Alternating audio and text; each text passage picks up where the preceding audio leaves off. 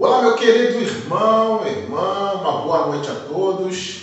Que a graça e a paz do Senhor Jesus esteja sendo comunicada ao seu lar, à sua vida. Vamos chegando para juntos celebrarmos a Jesus com muita alegria, com muita reverência, aqui no canal da Primeira Igreja Batista em Vila do Sol.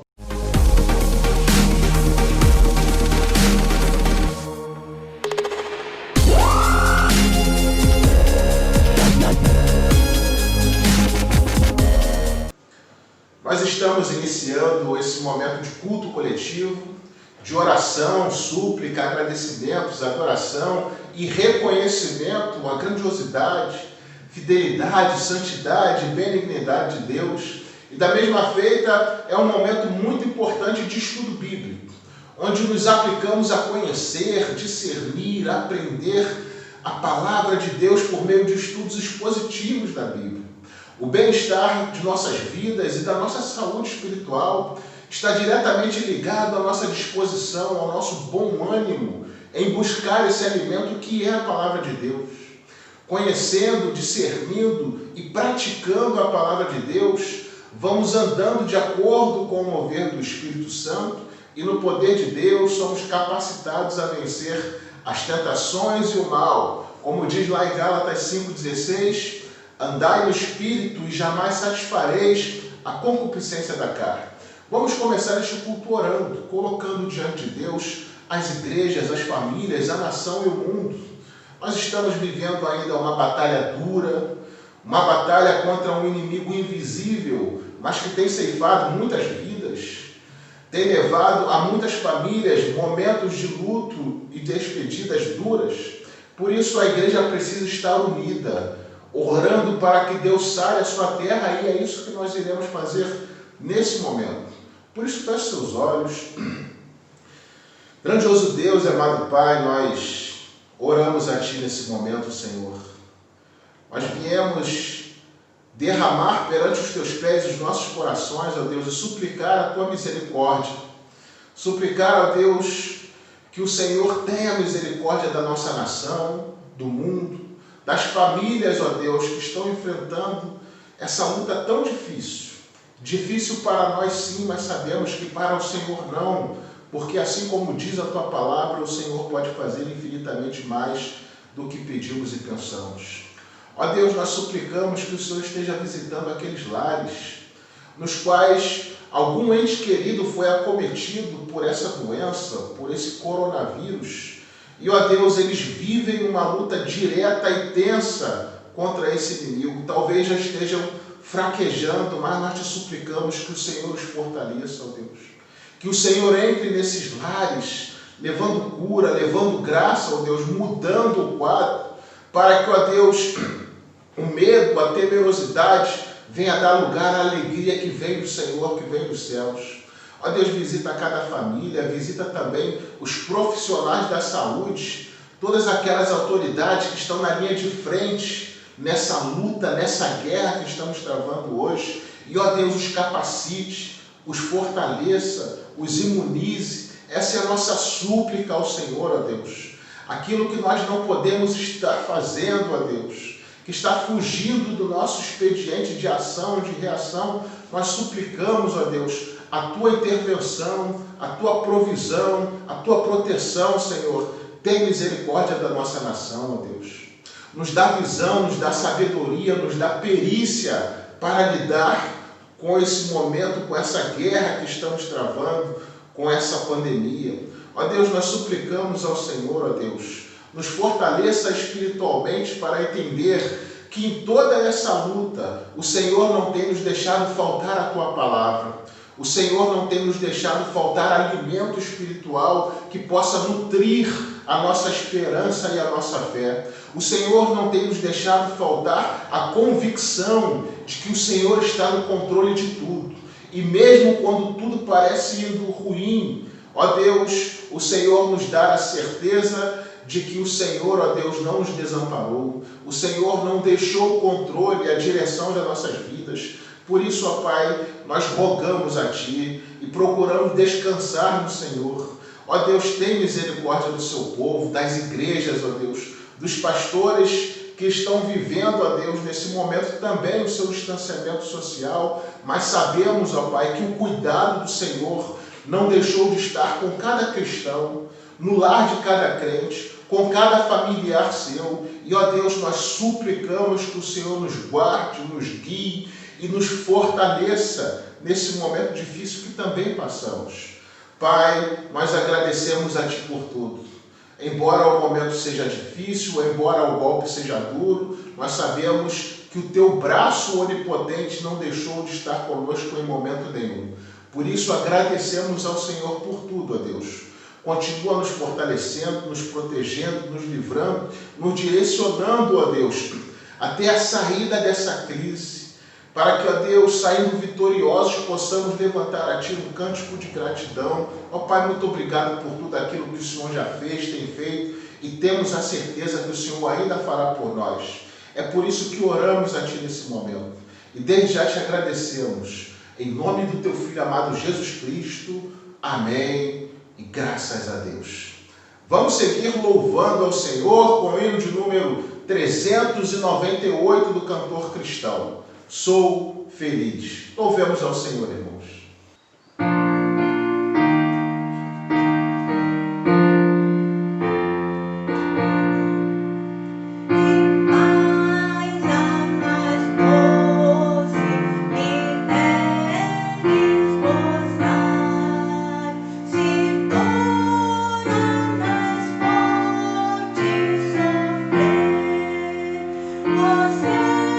Seja o que for,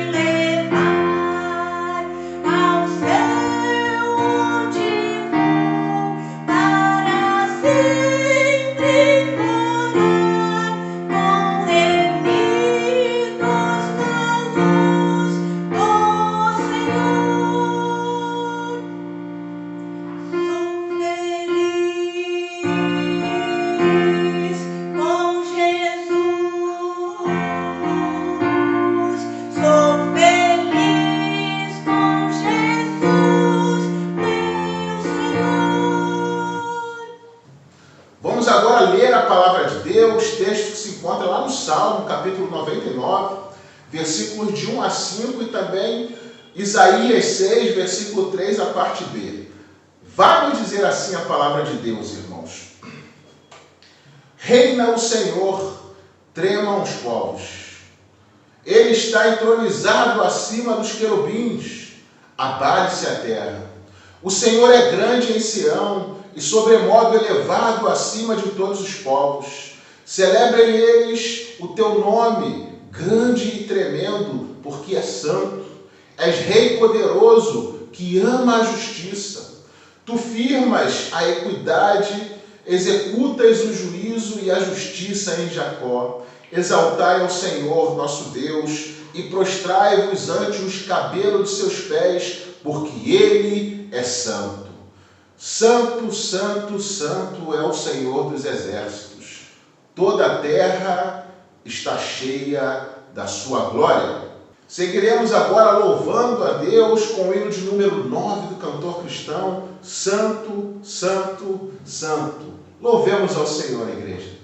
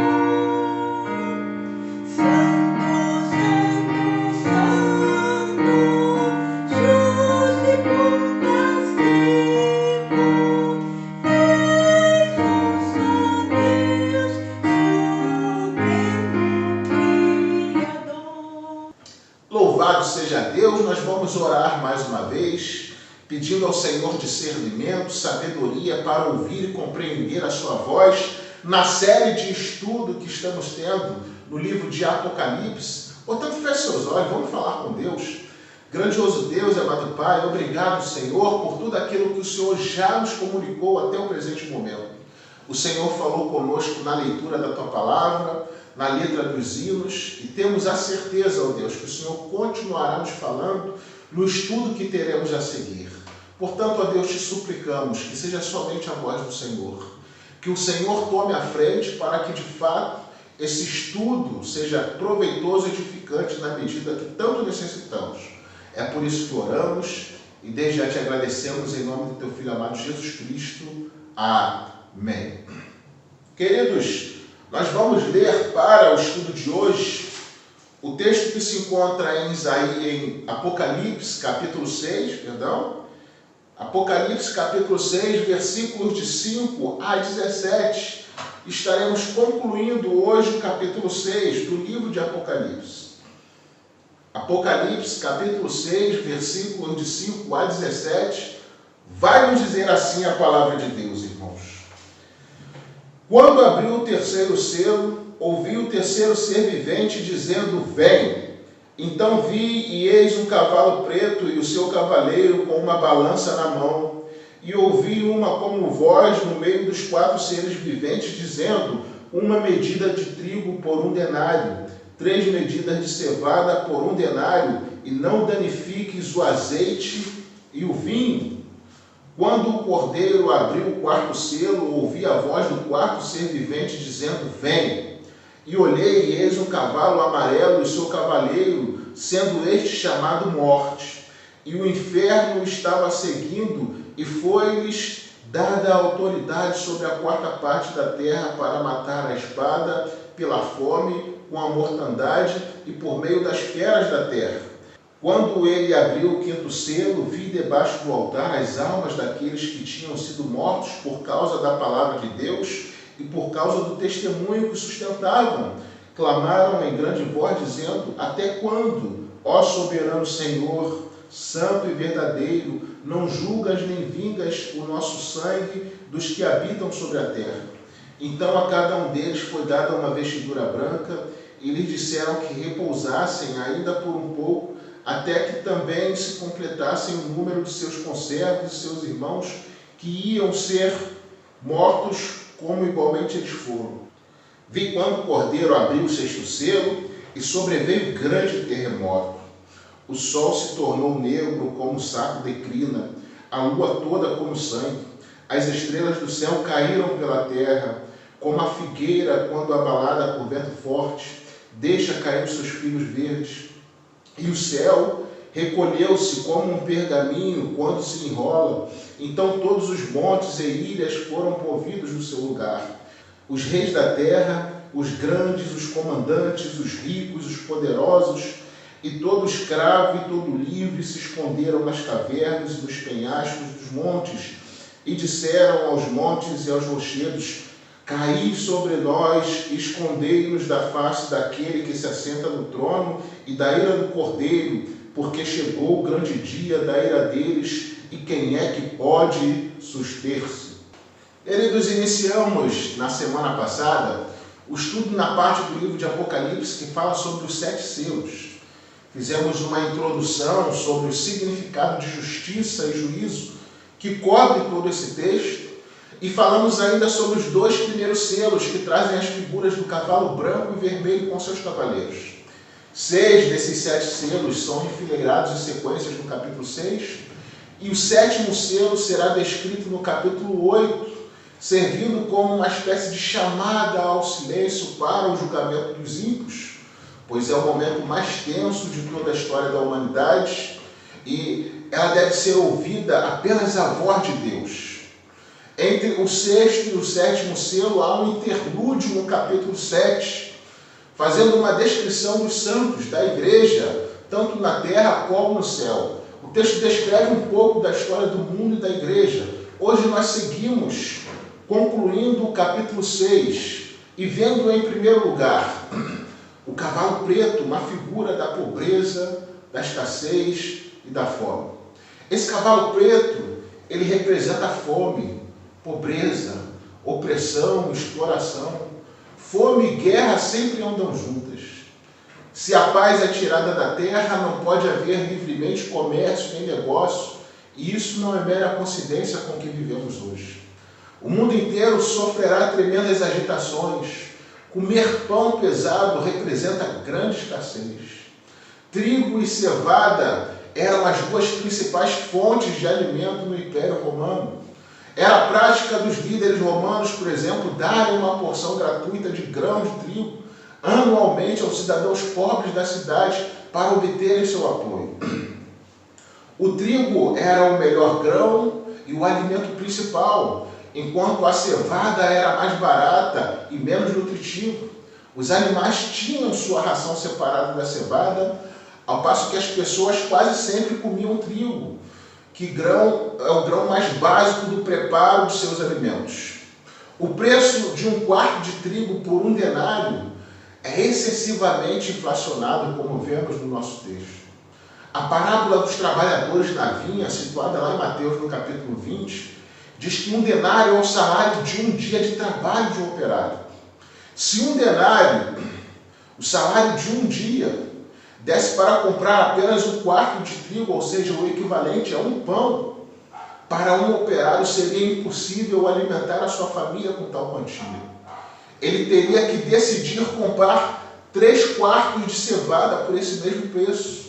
Portanto, o salário inteiro de um homem mal daria para alimentar a si mesmo, sem falar de sua família e todos os outros custos, como moradia, saúde, vestimenta e gastos ocasionais, acabariam ficando descobertos.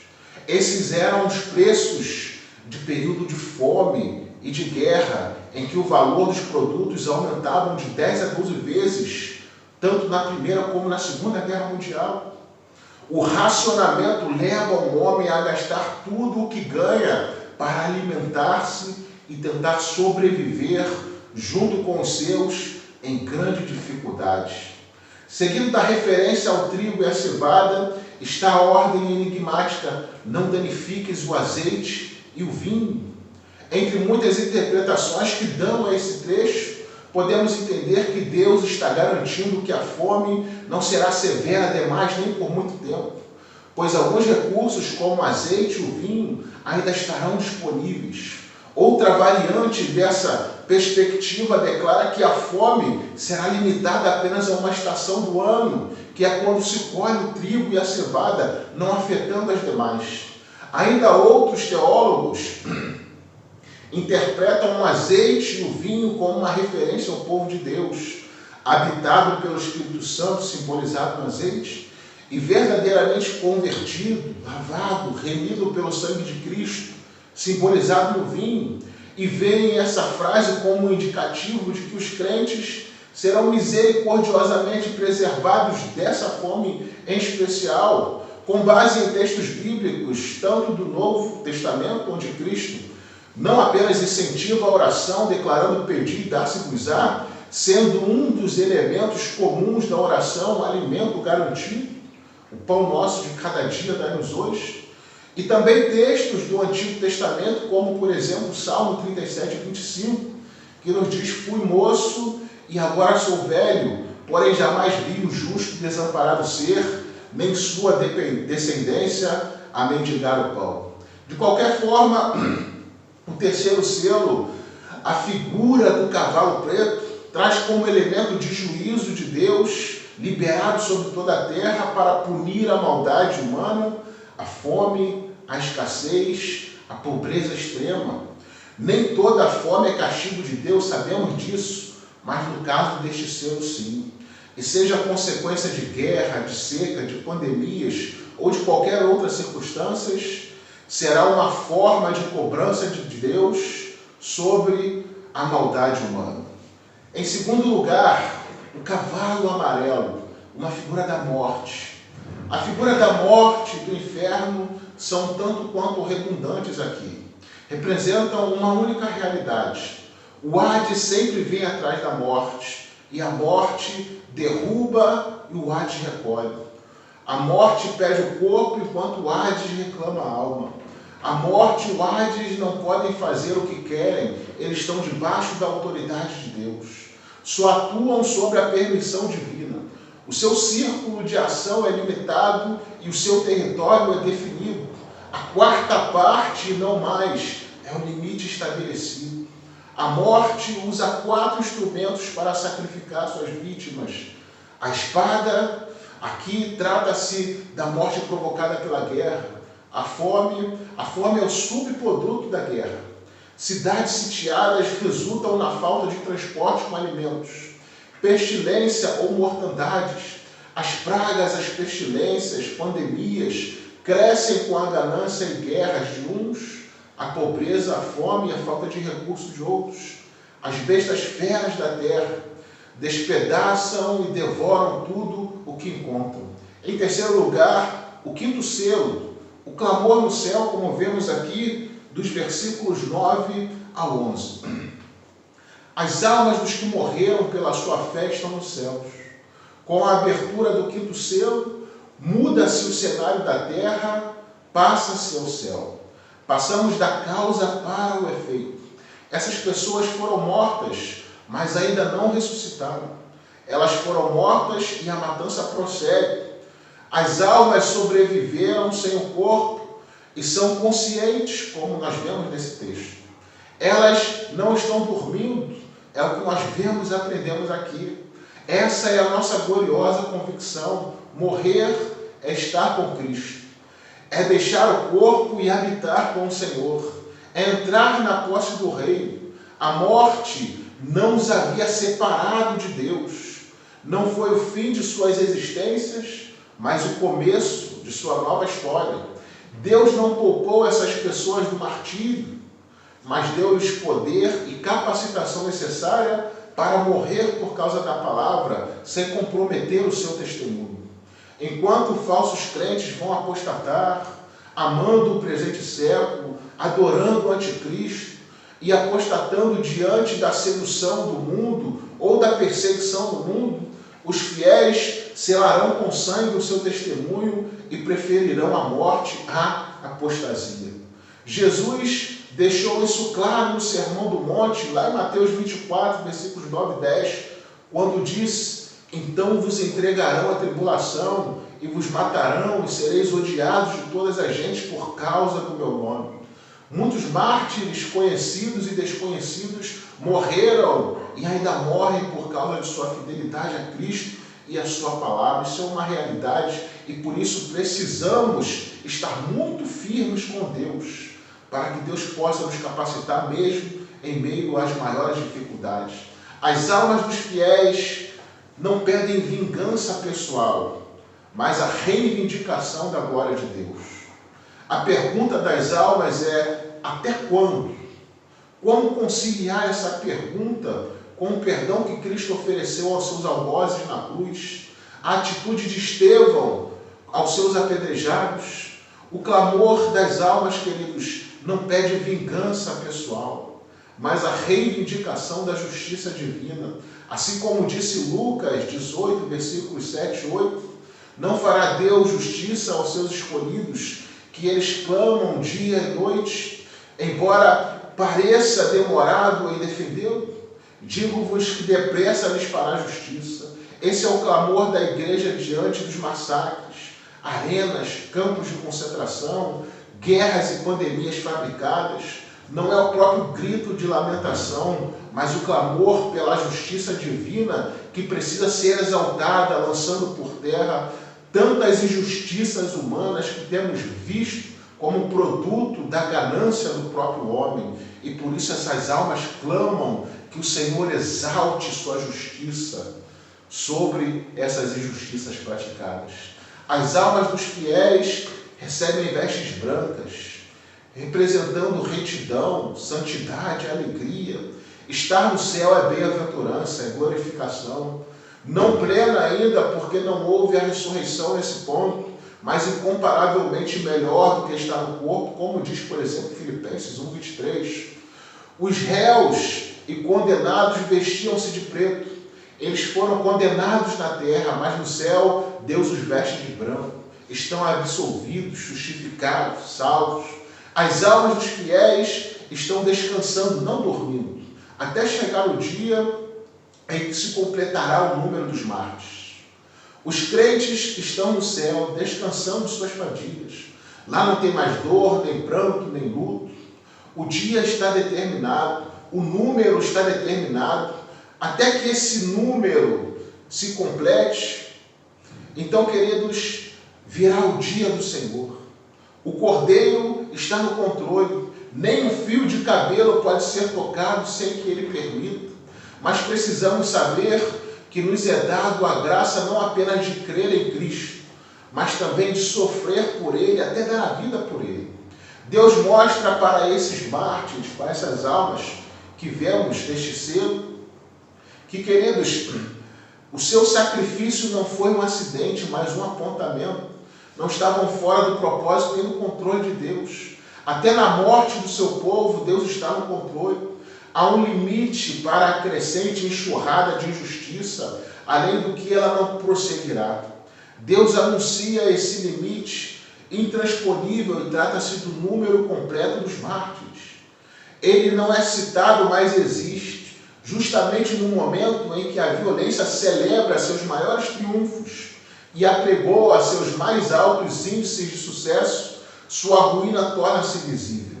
Perseguição aos cristãos amadurecem o juízo sobre o mundo, apressando o seu fim. Essa é a mensagem deste selo. Em quarto e último lugar, nós vemos no sexto selo o clamor sobre a terra. O juízo chegou. Nesse texto, neste selo, no sexto selo, nós vemos que o juízo chegou.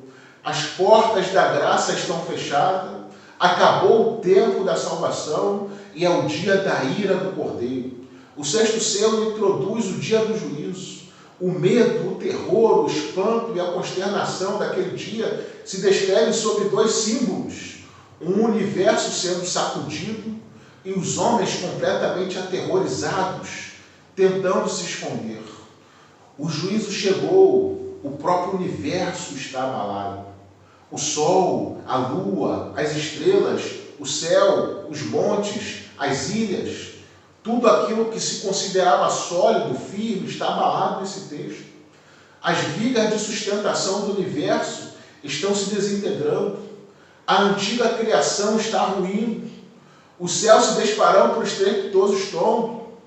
Este é um quadro simbólico do terror do dia do juízo. O simbolismo inteiro nos ensina só uma lição, a saber, é que será verdadeiramente terrível toda a conclusão do juízo de Deus, por meio da sua ira que é enviada nesse sexto selo. Será como o ladrão da noite, os homens desmaiarão de terror. O juízo chegou, os homens estão em profundo desespero. Da mesma forma que há 6 elementos do universo sendo abalados, há 6 classes de pessoas descritas em terrível desespero. Reis, grandes, comandantes, ricos, poderosos, escravos e livres. João vê nessa imagem o terror universal. Todos os ímpios sendo surpreendidos por um repentino terror, tentando fugir e se esconder de Deus irado.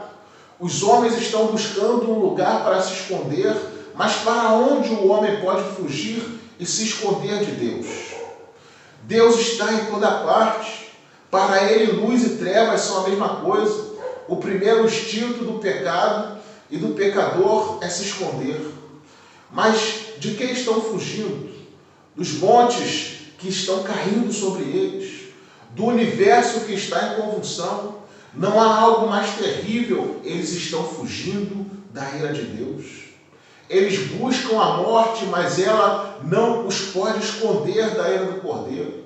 O maior temor do pecador não é a morte, mas a manifestação plena da presença de Deus. O aspecto mais terrível do pecado é que converte o homem no fugitivo de Deus. Mas agora nem caverna, nem morte pode escondê-los desse encontro com Deus terrível. O tempo da graça acabou. Aqueles que não buscam a graça encontrarão nesse dia a ira de Deus.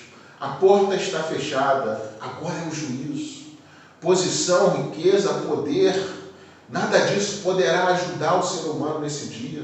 Absolutamente nada os livrará do tribunal de Cristo. Importa que todos compareçam perante o tribunal de Jesus.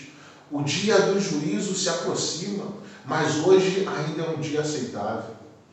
Esse texto deve representar para todos esperança. Por quê? Porque esse dia ainda não chegou. Hoje ainda é um dia aceitável. Um cristão salvo em Cristo, quando lê e reflete num texto como este, sente profunda paz e alívio por saber que esse juízo não se aplicará a ele, por saber que não será alvo da coisa mais terrível de toda a história, de todo o universo, que é a ira de Deus no juízo final. Nesse dia estará salvo, acolhido, em perfeita paz, desfrutando de plena alegria, eterna consolação. Como você quer estar nesse dia? A salvo ou na mira do castigo? O tempo é hoje. Hoje, se ouvirdes a voz do Espírito Santo, não endureçais o vosso coração, diz a palavra de Deus. Naquele dia será tarde demais. Que Deus te ilumine, te abençoe, te convença que nada nessa vida vale a pena perder a eternidade, nos tornar alvo da ira de Deus e por fim nos levar para o inferno.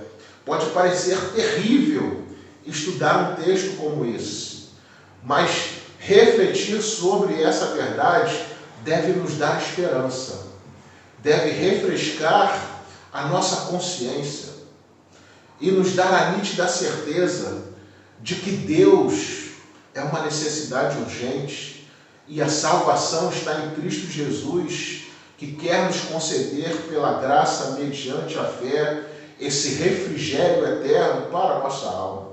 Nós não precisamos ser alvos da ira de Deus nesse juízo descrito no 6º selo e o que veremos no 7º selo mais à frente. Queridos, que Deus possa nos abençoar com a sua verdade esperançosa, nos resgatando, nos edificando com a sua palavra, hoje e sempre. Amém.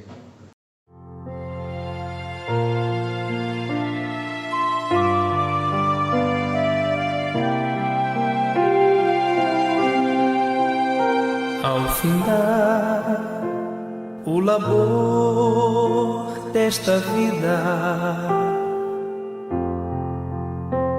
quando a morte ao teu lado chegar, que destino há de ter tua alma? Qual será no futuro teu lar? Meu amigo, hoje tu tens a escolha, vida ou morte, qual vai aceitar? Amanhã pode ser muito tarde. Hoje Cristo te quer libertar.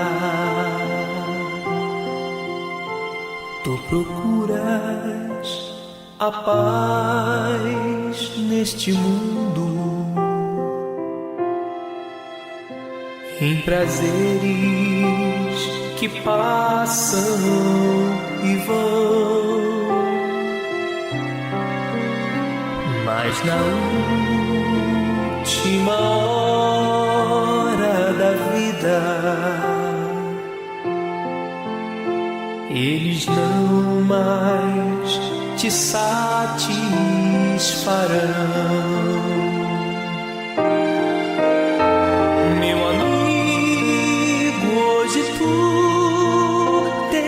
A escolha, vida ou morte, qual vai aceitar? Amanhã pode ser muito tarde. Hoje Cristo te quer libertar.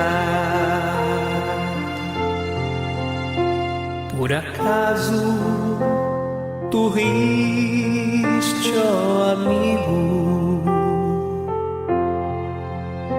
quando ouviste falar de Jesus? Mas somente Jesus cruz pode dar-te salvação pela morte da cruz. Meu amigo, hoje tu tens a escolha, vida ou morte, qual vai aceitar? Amanhã pode ser muito tarde. Hoje Cristo te quer libertar. Tens manchada tua alma e não podes contemplar o semblante de Deus. Só os cristãos de coração limpo poderão ter o gozo do céu. Meu amigo, hoje tu tens a escolha, vida ou morte, qual vai aceitar? Amanhã pode ser muito tarde. Hoje Cristo te quer libertar. Se decides deixar teus pecados e entregar tua vida a Jesus, trilhará sim na última hora um caminho brilhante de luz. Meu amigo, hoje tu tens a escolha, vida ou morte, qual vai aceitar? Amanhã pode ser muito tarde. Hoje Cristo te quer libertar. Meu amigo, hoje tu tens a escolha, vida ou morte, qual vai aceitar? Amanhã pode ser muito tarde. Hoje Cristo te quer libertar. Hoje Cristo te quer